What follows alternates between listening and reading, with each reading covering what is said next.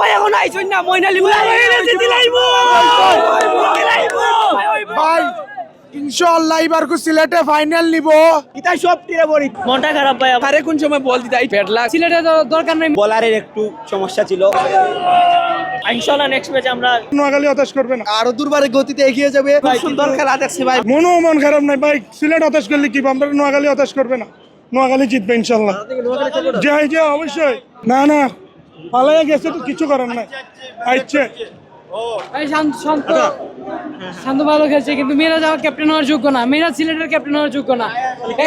ওই নোয়াখালী মিরাজকে আমরা চাই না। আমাদের সিলেটের দরকার নাই মিরাজকে, এজ এ প্লেয়ার দরকার নাই, এজ এ কিছু দরকার নাই, এদের পানি বয় ওয়াটার বয় হিসেবে দরকার নাই। মিরাজকে আমাদের চাই না, মিরাজের বদলে অন্য ভালো একটা ক্যাপ্টেন চাই। কুমিল্লা থেকে আসছি সিলেটকে সাপোর্ট করার জন্য, 170 কিলোমিটার এই খেলা দেওয়ার জন্য। হতাশ। আলহামদুলিল্লাহ আজকের খেলা খুব মজা হয়েছে, বাট ব্যাড লাক আমাদের সিলেট হেরে গেছে। আসলে সিলেটের যে বোলিং লাইন আপ, ঠিক আছে, পাড়ার বোলিং লাইন আপ এটা কি আরো ভালো, বুঝছেন? আর অল্পের জন্য আমরা দিতে পারি না, অল্পের জন্য না, আসলে ম্যাচটা অলরেডি তাদের হাতেই ছিল, ঠিক আছে, তারা ইচ্ছা করে 19 ওভার পর্যন্ত নিছে। কারণ সিলেটের যে বোলিং লাইন আপ একটা তো ভালো বোলার নাই আমির বাদে, ঠিক আছে। ইনশাআল্লাহ সিলেট নেক্সট ম্যাচে কামব্যাক করবে। নেক্সট ম্যাচে আরো ভালো প্লেয়ার আসবে ভাই ইনশাআল্লাহ। অন্যান্য বার থেকে সিলেট টিম ভালো করছে, কিন্তু বোলিং লাইনটা লাইনআপটা একটু ভালো হলে আরো ভালো ইনশাআল্লাহ নেক্সট ম্যাচে মইনালি আসতেছে, তারপর ওমর জাই আসতেছে, আরো ভালো একটা বোলিং লাইন আপ হবে ইনশাআল্লাহ। নেক্সট ম্যাচে আমরা কামব্যাক করব, মইনালি আসবে, ওমর জাই আসবে। সিলেটের জন্য শুভকামনা রইল, সবাই দোয়া করবেন সিলেটের জন্য। সব মিলিয়ে আসলে আজকে যে আমাদের যে হারার ফলে যে আজকের যে ব্যর্থতাটা, আমরা আশা করি সিলেট টাইটান্স কর্তৃপক্ষ এবং ক্যাপ্টেন মেহেদী হাসান মিরাজ তার কাছ থেকে আমরা সুন্দর একটা কামব্যাক পাবো, এবং পরবর্তী ম্যাচে আমাদের আজকের যে আসলে কষ্টটা, এটা পরবর্তী ম্যাচের জন্য আমাদেরকে খুশিয়ে দেয়, আমরা এই প্রত্যাশা করি। আমরা সিলেটবাসী গর্ব করে বলতে পারি আমাদের বাংলাদেশের প্রত্যেকটা যে এই স্টেডিয়াম রয়েছে তার থেকে সিলেট স্টেডিয়াম অবশ্যই সুন্দর, এবং এর প্রাকৃতিক সৌন্দর্য অতুলনীয়। সেই সাথে আমরা বিসিবিকে অনুরোধ করব আমাদের বাংলাদেশের যে অধিকাংশ ম্যাচগুলি যেন সিলেট আন্তর্জাতিক স্টেডিয়ামে হয়। সেই সাথে আপনারা কিন্তু আজকে দেখতে পাচ্ছেন দর্শকের যে উপস্থিতি বাংলাদেশের অন্যান্য স্টেডিয়ামে কিন্তু সেই তুলনা নেই। আমরা আশা করব সিলেট স্টেডিয়াম আমরা আরো দুর্বারে গতিতে এগিয়ে যাবে বিপিএল।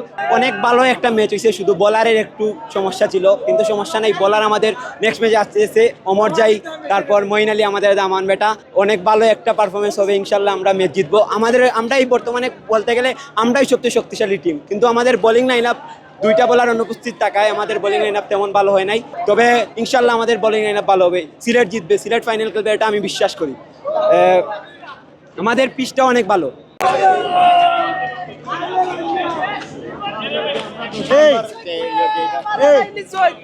কি কেমন দেখলেন খেলা ভাই খেলা ভালো দেখছি ভাই, সুন্দর খেলা দেখছি ভাই।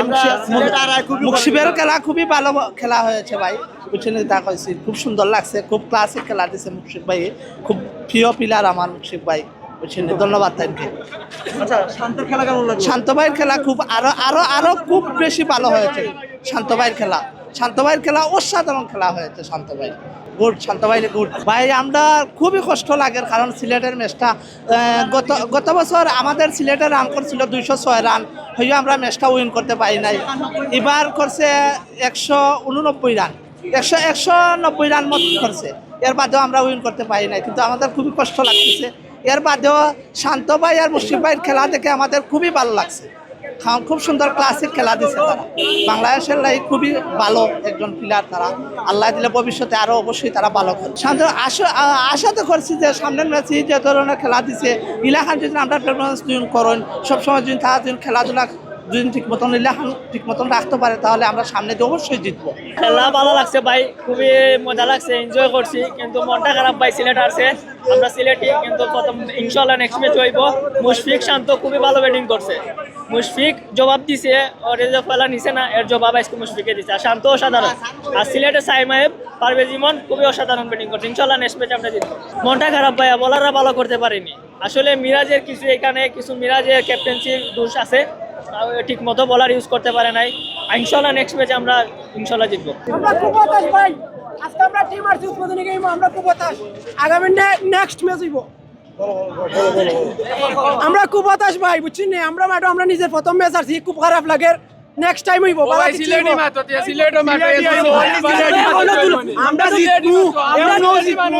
আমরা যে লাইন আপ আছে এটা সব টিরে বড়ি ভাই আমরা তো দুলা ভাই এখন আইছই না মইনালি